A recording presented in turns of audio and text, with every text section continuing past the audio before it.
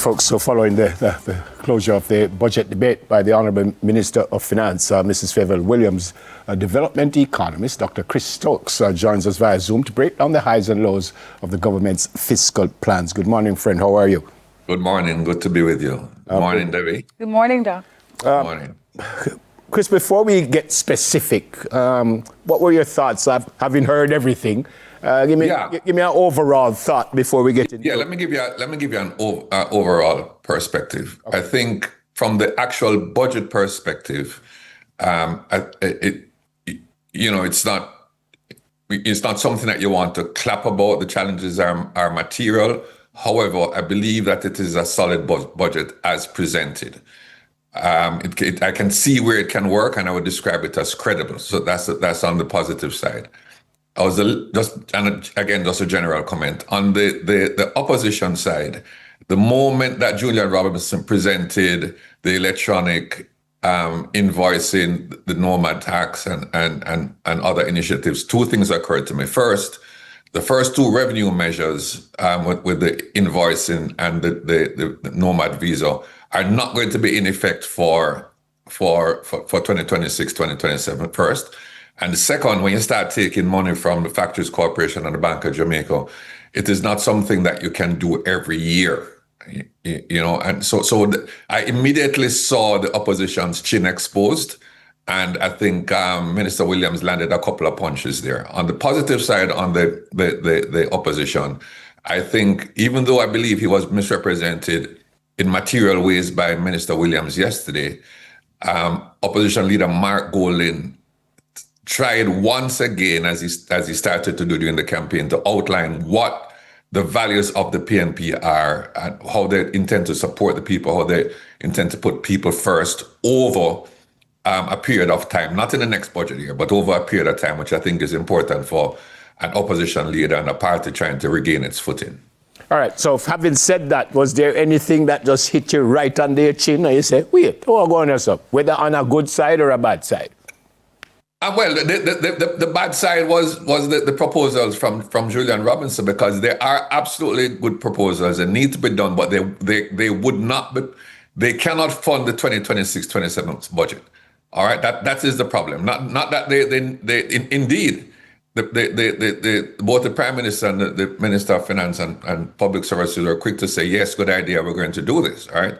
But it's not something that will close the gap.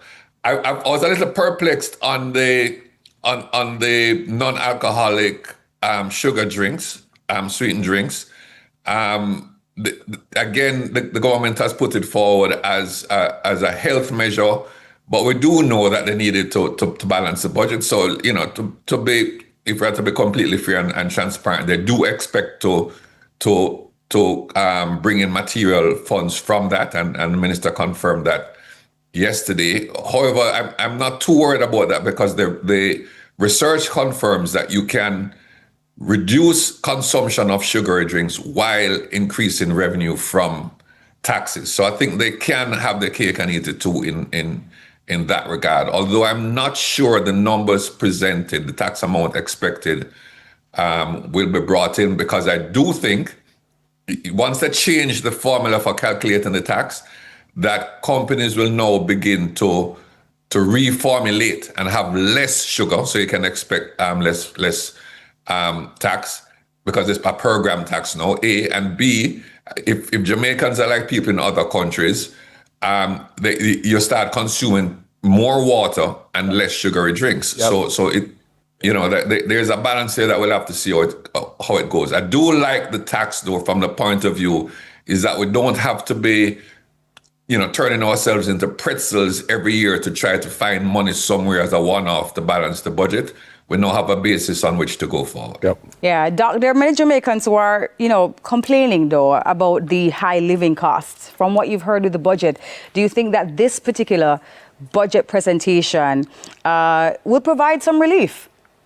No, I'm afraid not. And frankly, compared to previous years, there was not a lot. For example, the post-COVID years, there was not a lot of initiatives to provide cost of living relief this time around. All right.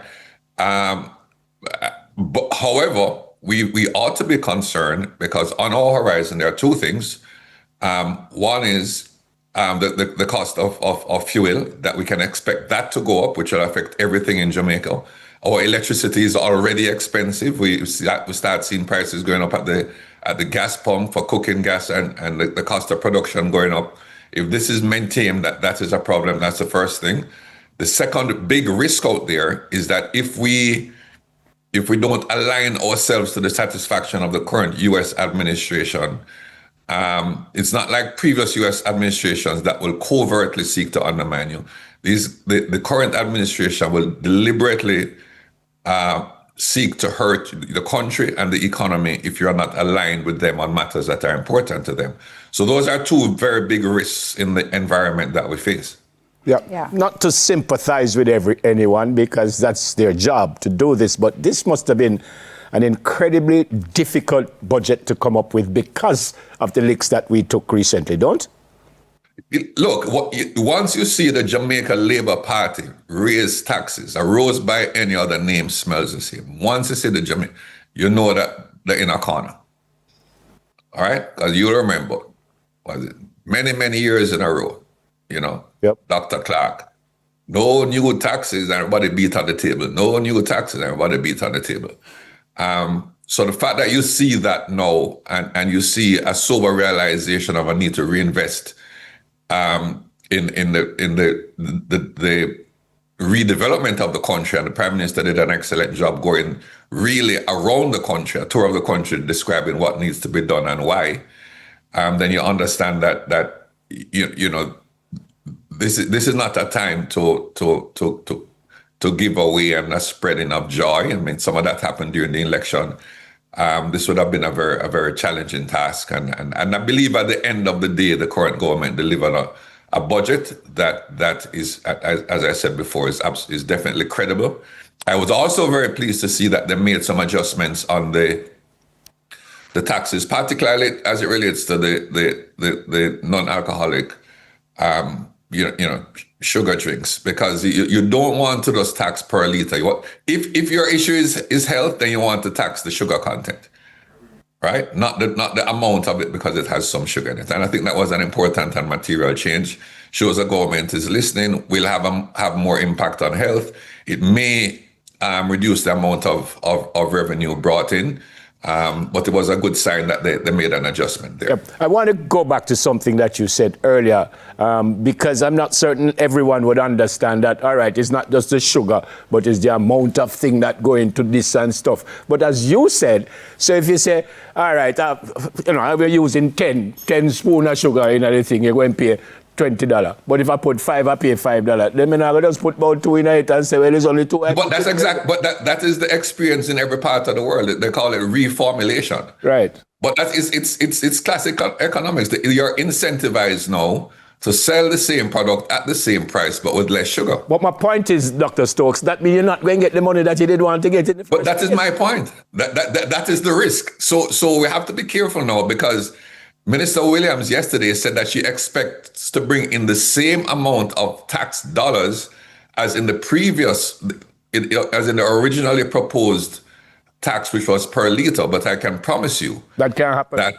That if once it is sugar based, and folks believe that there's a material enough gain to be made by changing the sugar content without changing the taste, or simply to find a new market, or simply to be able to sell the same volume or even more with less sugar, the rational thing to do is to reduce the sugar content, which means the government will bring in more funds. And I do believe that is an Achilles heel, a sort of soft underbelly in the whole budget as presented. Yeah. And Right. Doc, I mean, that's just one of the many things, right? But I want to ask you about the economic risks and the blind spots that you thought were overlooked. Were there any that you thought should have been included in the budget presentation? So